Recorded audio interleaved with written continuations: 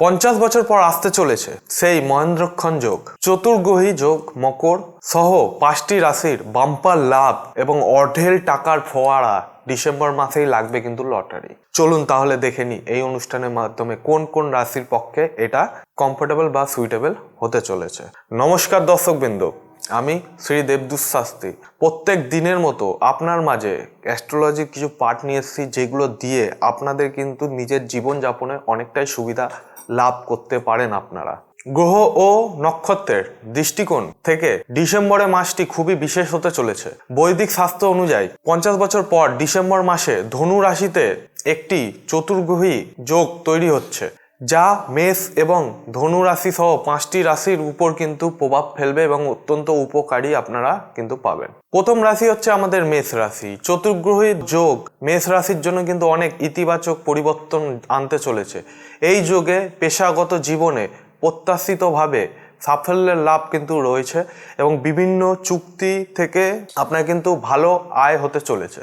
বিভিন্ন বিনিয়োগ থেকে আয় হবে এবং বন্ধুদের কাছ থেকে আটকে থাকা অর্থ পূর্ণ উদ্ধারের সম্ভাবনা কিন্তু সব থেকে বেশি। আপনাদের বাড়ির জন্য কিছু বিলাসবহুল জিনিসপত্র আপনারা কিন্তু কিনতে পারেন এবং নতুন বছরের জন্য কিন্তু ভ্রমণের পরিকল্পনা করতে পারেন।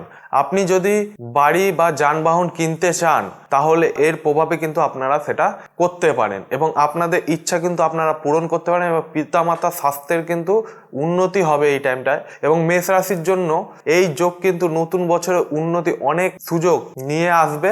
এই সমাজে কিন্তু আপনার সম্মান বৃদ্ধি পাবে এই সময়টাতে। দ্বিতীয় রাশি হচ্ছে আমাদের কন্যা রাশি। কন্যা রাশির জাতক বা জাতিকারা তারা কিন্তু মনোযোগ সহকারে শুনে নেবেন। চতুর্গ্রহী যোগে শুভ এবং সৌভাগ্য আপনাদের কিন্তু খুলতে চলেছে এবং চতুর্গ্রহ যোগে কিন্তু প্রভাবে তাদের অনেক ইচ্ছা পূরণ হবে এবং আপনি যদি নিজের বাড়ি বা ফ্ল্যাট কিনতে চান তাহলে কিন্তু এই সময়টাতে আপনারা অবশ্যই কিনতে পারবেন এবং এই যোগ কিন্তু আপনার সাফল্য কিন্তু এনে দেবে।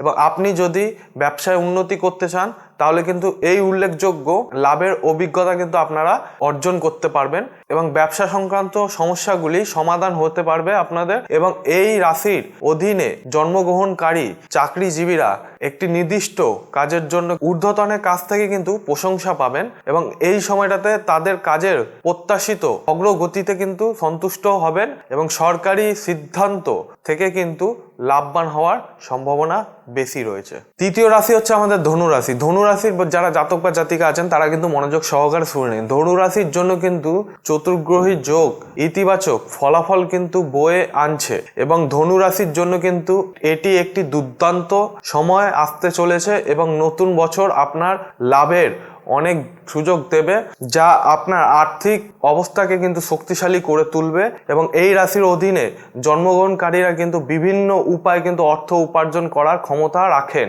এবং যেটা আপনার জন্য উপকারী হবে। এবং ধনু রাশি আর্থিক বিষয় অপ্রত্যাশিত ভাগ্যের অভিজ্ঞতা লাভ করবে এবং পরিবারের মধ্যে সুখ শান্তি কিন্তু বজায় থাকবে।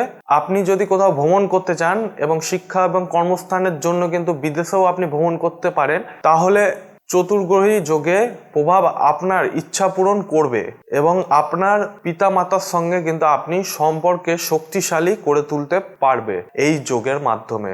এরপর আসছে আমাদের মকর রাশি। মকর রাশি জাতক বা জাতিকারা মনোযোগ সহকারে শুনে নিন। মকর রাশি জাতক বা জাতিকাদের জন্য কিন্তু চতুর্গ্রহ যোগ শুভ প্রভাব আনতে চলেছে এবং মকর রাশির জাতক বা জাতিকারা তাদের কিন্তু কঠোর পরিশ্রমের জন্য পূর্ণ ফল পাবেন এবং আর্থিক সীমাবদ্ধতার কারণে স্থগিত থাকা যে কোনো কাজ কিন্তু আপনাদের ধীরে ধীরে সম্পন্ন হতে পারবে। এবং যারা পরীক্ষা এবং প্রতিযোগিতার জন্য প্রস্তুতি নিচ্ছেন তাদের কিন্তু আপনাদের এই সময়টা কিন্তু একটা খুবই প্রত্যাশিত এবং সুসংবাদের সময় হতে চলবে এবং উচ্চ শিক্ষার পদে বাধা দূর হবে আপনাদের।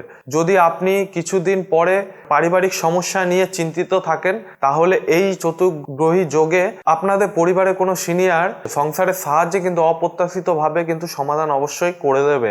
এই রাশির জাতক বা জাতিকারা যারা কিছুদিন ধরে নতুন চাকরি খুঁজছেন তাদের কিন্তু ইচ্ছা এবছর পূরণ হতে চলেছে। আমাদের অন্তিম রাশি হচ্ছে মীন রাশি। মীন রাশির জাতক বা জাতিকারা তারা মনোযোগ দিয়ে শুনে নিন। এই রাশির জাতকরা এই চতুর্গ্রহী যোগে অনেক কিন্তু অপ্রত্যাশিত সুবিধা কিন্তু আপনারা বয়ে আনছেন এবং আনতে চলেছে।